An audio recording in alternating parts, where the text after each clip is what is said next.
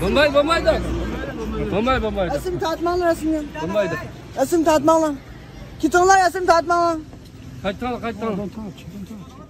Fransiya agentligi muxbirlari bu yil 7-oyda Qashqarga qilgan ziyorat asosida xabar e'lon qilgan. Uzun bir mezgildan keyin Uyg'ur elini mustaqil ziyorat qila olgan chet el muxbirlarining bu xabari kuchli diqqatga erishdi. Fransiya agentligining deyishicha, ular rayondagi zo'r ko'lamli tutqunda g'oyib qilib etilgan Uyg'urlarning oqibatining nima bo'lganligini bilish maqsadida Yakan noyasidagi 4 yeziga borgan.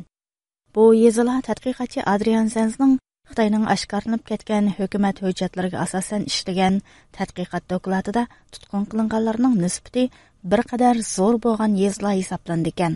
Muxbirlar hujjatdagi adresga asosan tutqunlarning uylariga borgan.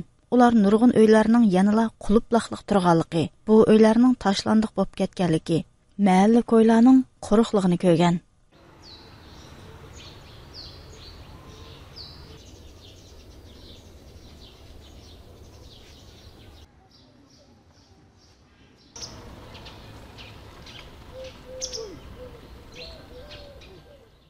Fransiya agentligining bu ziyorati dərli Xitoy hökuməti Uyğur eliga münasibətli təşviqat hərəkətlərini küçəytib, özüge mayil dövlətlər vəkillərini, İslam Həmkarlıq Təşkilatı qatarlıq organlarının vəkillərini rayonda ziyaret qıldırıb, Amerika qatarlıq G'arb demokratik dövlətlər hökumətləri və parlamentləri tərəfindən irqi qırğınçılıq və insaniyyətə qarşı cinayət deb belgilənən siyasətlərinin yo'qligini ilgari surayotgan va hatto ba'zi xabarlarda Uyg'ur elida lagerlardan iborat keng ko'lamli tutqunning oyoqlashganligi ilgari surilayotgan mezgilga to'g'ri kelgan bo'lg'achqa kuchli diqqat qo'zg'adi.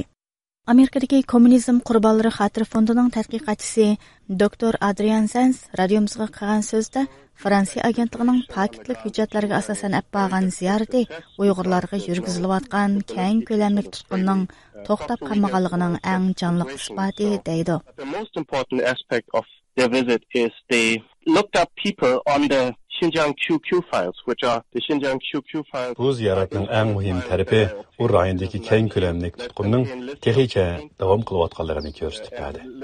Muxbirlar Xinjiang saqchi hujjatlaridagi tutqunlarning tizimligiga asosan ularni uylarigacha izlab borgan, ishiklarni chekkan.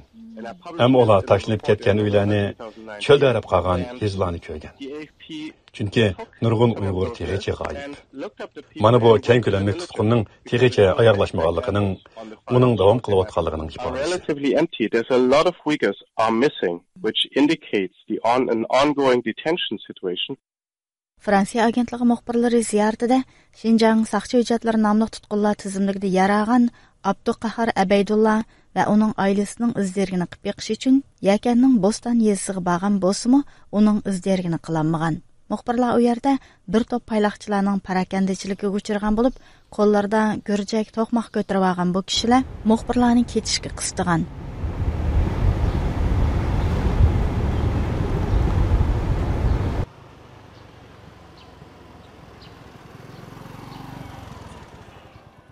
Ular yana muxbirlarning kent hukumat ishxonasiga berib, ulardan savol so'rashig'imi yo'l qo'ymagan.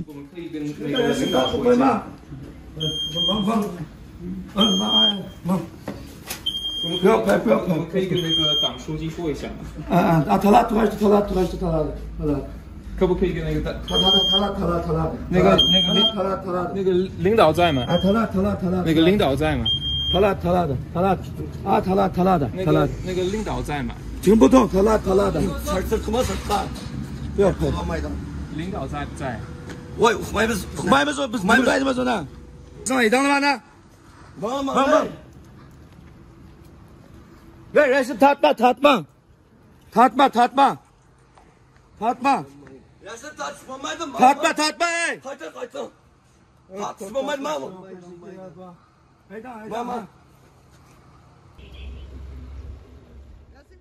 Muxbirlar Yakanda tutqun eng ig'ir bo'lgan boshqa 3 yezini ziyorat qilgandimi, o'xshash manzaraga duch kelgan.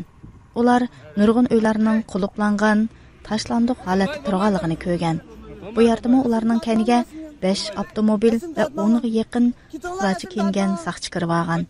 Ular muxbirlarning aholilar bilan paranglashishining oldini olish uchun ko'chadagi kishilarni uylariga kirib ketishga buyurgan.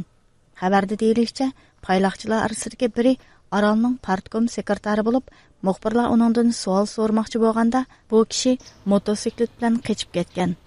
Fransiya agentligi xabarida Xitoy hukumati doim chet ellik muxbirlarning Xinjiangdan xabar berishni qarshi olamiz desimi, amaliyotning aksicha bo'lganligini ta'kidlagan.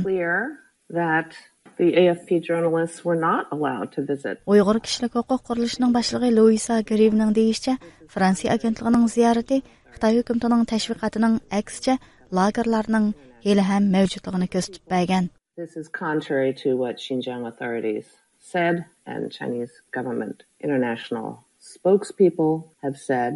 Plainclothes officials. Fransiya agentliği muxbirlarining xalqan joyni ziyorat qila olmasligi Uyg'ur oiloq doirlar va Xitoy hukumatining xalqaro bayonotchisi deganiga zid. Bu muxbirlar xotirjam ziyorat qila olmagan, kishilardan savol so'ray olmagan. Fransiya agentliği rayonida lagerlarning va yoki tutib turish o'rinlarining ilham mavjudligini ta'kidlab bergan. Mana bu intayin muhim. Fransiya agentligi muxbirlari yakandagi ziyoratida dokladlarda qayd qilingan jami 26 tutib turish o'rniga borgan va ularning oz deganda 10ning hali ham ochiqligini ko'rgan. Ular yana yakanda bexatarlik kamerasi o'rnatilgan, tikan simliq egiz tamlar bilan qo'rshalgan, bexatarlik tadbirlari yuqori lagerlarni bayqagan.